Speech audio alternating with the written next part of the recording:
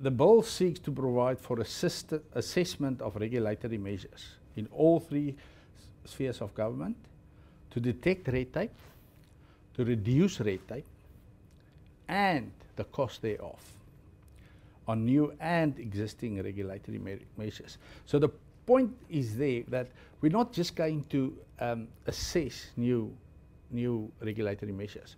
We're going to make sure that the department's going and look at old ones, like let's say the Small Business Act. Okay. They're going to have to take it out, assess it, and see what's the impact of red tape on small business. So it's not just a new regulation. And it will also seek to provide for establishment of administrative units, their functions and powers, for example, the mapping of regulatory measures and the preparation of impact assessment. Now, the mapping of regulatory measures, what they have to do, this unit, they must take a bill and go through it and say, listen, where's all the obligations that's stated in this bill to business? Cost that obligation. So if they say you must go twice a year to the SARS office to get a tax clearance certificate, then they will cost that action, right? And then they will say, all right, it costs, let's say, R1,000. Then, but there's 100,000 small businesses in South Africa. So just to get a tax certificate once a year costs business $100 million. Can you see? Can you see the enormous?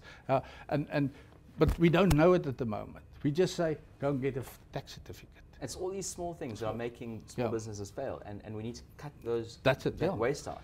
And now the same thing with a tax certificate. If we say then, all right, tax certificates is important, but let's just do it every second year. Yeah. Then we save 50 million rand from the GDP. Yeah. That's wasted. Yeah. So we need to, but to tell that to an official, it's a bit of a problem. So we must legislate it. And that's my whole thing. And then the bill seeks to address outdated regulatory measures with the one-in-out principle that I already talked about. And the bill will create a business-friendly regulatory environment and reduce the negative unintended consequences on business because of regulatory measures. Now, that's a very important part. If this bill was in place a year and a half ago, the whole story about the visas wouldn't have been a problem, because that is exactly what this bill say. It's negative unintended consequences. So it's a watchdog over small business. They need to come before any bill goes to Parliament. Yeah. This red tape unit, which is supposed to be the experts of small business, must give us an assessment and say, listen, this is what the obligations going to cost the business. This is what and this is how we can reduce it.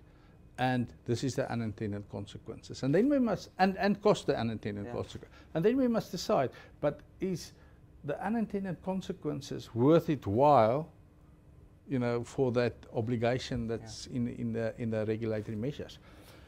So, at the end of the day, I think in 5 years' time, because there's time frames in here as well.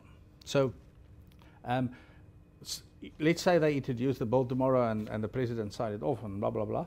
In 2 years' time, the department must each department in government, all government actually organs, must then give us a baseline and say, listen, this is what red tape costs business.